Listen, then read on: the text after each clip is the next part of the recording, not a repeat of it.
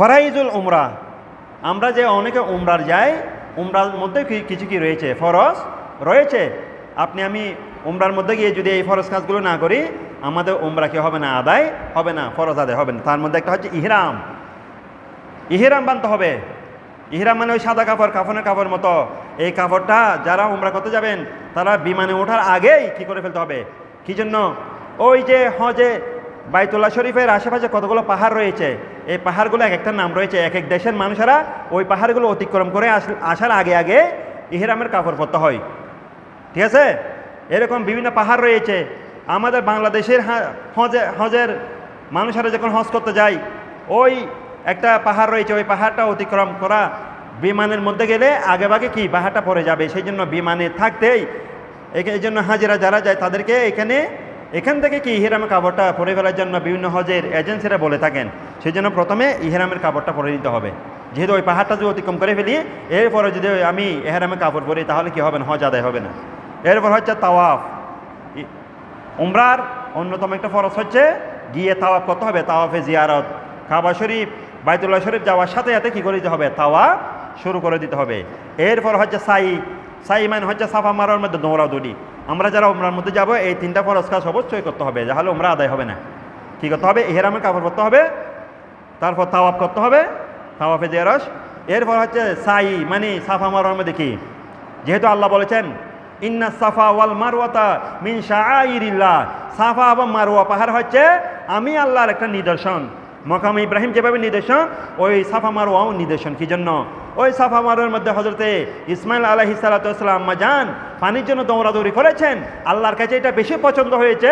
সেই জন্য আল্লাহ বলে যে আমি কিয়ামত পর্যন্ত আমার এই নবীর আম্মা জানের এই সুন্নাতটা আমি জারি রাখতে চাই। এই সন্তানের জন্য দৌড়াদৌড়ি করেছে 7 চক্কর, 7বার দৌড়াদৌড়ি করে, যেটা আমার বেশি পছন্দ হয়েছে। সেই জন্য আমি কিয়ামত পর্যন্ত আমার নবীর উম্মতের জন্য এই সাফা মারওয়া দৌড়াদৌড়ি করাটা ওয়াজিব করে দিলাম। উচ্চ আওয়াজ দিয়ে বলুন আলহামদুলিল্লাহ। হজের মধ্যে ওয়াজিব আর উমরার মধ্যে হচ্ছে ফরজ কি করা, সাই করা, দৌড়াদৌড়ি করা, এটা অবশ্যই করতে হবে। এরপর উমরার মধ্যে আবার কিছু কি রয়েছে, ওয়াজিব রয়েছে 2টা। তার মধ্যে একটা হচ্ছে ওই ওয়াজিব যেটা এটা ফরজের মধ্যে পড়েছে, ইহরাম মিন মিকাত। এমনি আপনি এহরাম পরে এটা হচ্ছে ফরজ, কিন্তু মিকাত থেকে, মিকাত বলা হয়, মিকাত মানে ওই বলছিলাম কাবা শরীফের পাশে যে পাহাড়গুলো অতিক্রম করলে আর কি পরা যায় না, উমরা কাপড় পরলে হবে না। সেই জন্য পাহাড়গুলো, ওই পাহাড়গুলোকে বলা হয় মিকাত। মিকাত মানে সীমানা। সীমানার মধ্যে ওই পাহাড়গুলোর আগে আগে এহরাম পরে ফেলতে হবে, এটা ওয়াজিব। পরে ফেললে ওয়াজিব আদায় হবে না, ফরজ আদায় হবে না। এর ফলে হচ্ছে উমরার আরেকটা ওয়াজিব রয়েছে, যা খলকুর রাস, মাথা কি করা, মুন্ডন করা।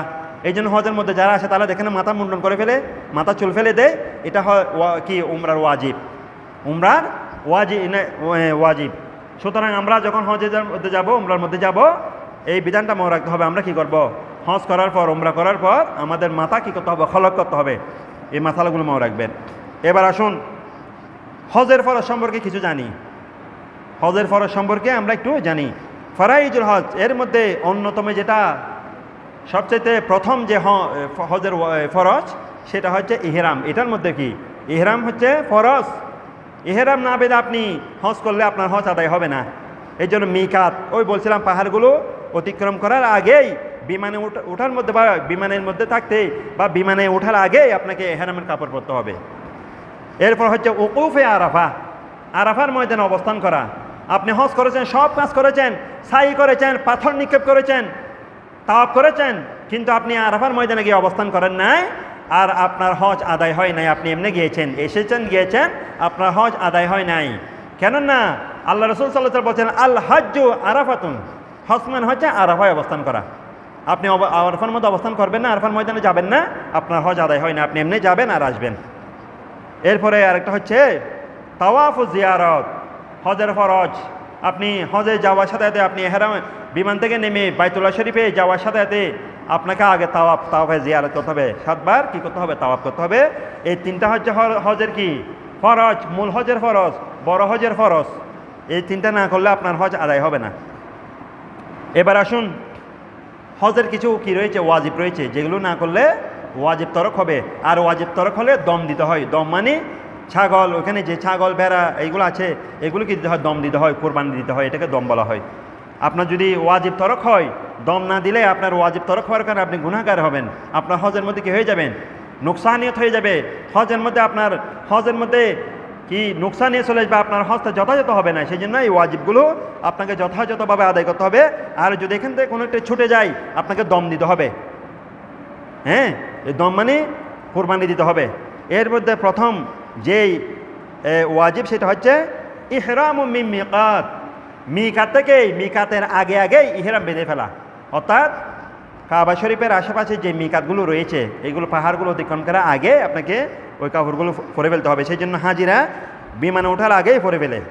এরপরে আরেকটা হচ্ছে উকুফে আরাফা ইলা গুরুবি শামস, এমনি উকুফে আরাফার ময়দানে অবস্থান করা ফরজ, কিন্তু সূর্যাস্ত পর্যন্ত আপনি অবস্থান করাটা ওয়াজিব। সূর্যাস্তের পরে আপনাকে আবার মুজদালিফায় চলে যেতে হবে। 9 তারিখ আরাফার সময় কয় তারিখ, 9 তারিখ, 9 জিলহজ, এই দিন আরাফার ময়দানে অবস্থান করবেন।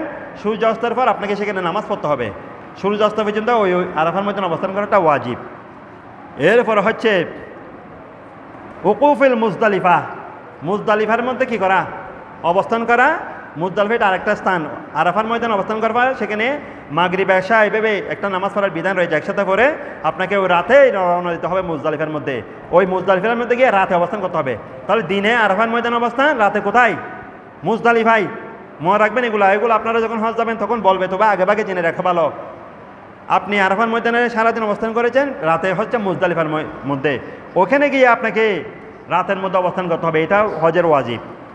এরপর হচ্ছে মিনার মধ্যে, এর পরের দিন মুজদালিফা থেকে পরের দিন সকালবেলা গিয়ে সকালের নামাজ মিনার মধ্যে গিয়ে পরে ওই কুরবানি দিতে হবে। কুরবানি মিনার মধ্যে, ওই মুজদালিফা থেকে হবে মিনার মধ্যে গিয়ে অবস্থান করা, সেখানে সেটাও ওয়াজিব। মিনার মধ্যে অবস্থান করতে হবে এবং কুরবানি দিতে হবে। 10 জিলহজ কি, আমরা 10 জিলহজ কোরবানি করি না এখানে, সেখানে মিনার মধ্যে আপনি যাবেন, সেখানে কোরবানি করবেন এবং অবস্থান করবেন। এরপরে আরেকটা ওয়াজিব হচ্ছে রমিউল হাজার, পাথর নিক্ষেপ। শয়তানকে পাথর নিক্ষেপ করা আপনারা তো দেখেছেন হজের মধ্যে। এই শয়তানকে পাথর নিক্ষেপ করা এটা হচ্ছে ওয়াজিব, এটা করতে হবে। এটা যদি আপনার থেকে ছুটে যায়, আপনাকে দম দিতে হবে, কোরবানি দিতে হবে। আমরা যেভাবে নামাজের মধ্যে নামাজ ওয়াজিব ছুটে গেলে যেভাবে সাহু সিজদা দিই, আসসালামু আলাইকুম বলে 2টা সিজদা দিই না, এখানে সিজদা দিই নামাজের মধ্যে, কিন্তু ওখানে হচ্ছে কোরবানি দেওয়া, সেটা হচ্ছে দম। তাহলে পাথর নিক্ষেপ করতে যেতে হবে। এরপরে হচ্ছে জাবেহুল হাদি, আপনি যখন আপনার ওই মিনার মধ্যে গিয়ে আপনার যদি কোনো দম আসে, আপনার যদি কোনো ওয়াজিব তরক হয়ে যায়, সেই ওয়াজিবের বদলে, তরক হয়ে যাওয়ার বদলে আপনাকে হাদি জবে করতে হবে। হাদি মানে কোরবানির পশু। মিনার মধ্যে গিয়ে 10 জিলহজ কোরবানির পশু কী করতে, জবে করতে হবে, কোরবানি দিতে হবে। এবং আপনার উপর যদি কোনো ওয়াজিব তরক হয়, তার বদলে কী দিতে হবে, ওই দমটা দেওয়াটা, এটাও একটা ওয়াজিব।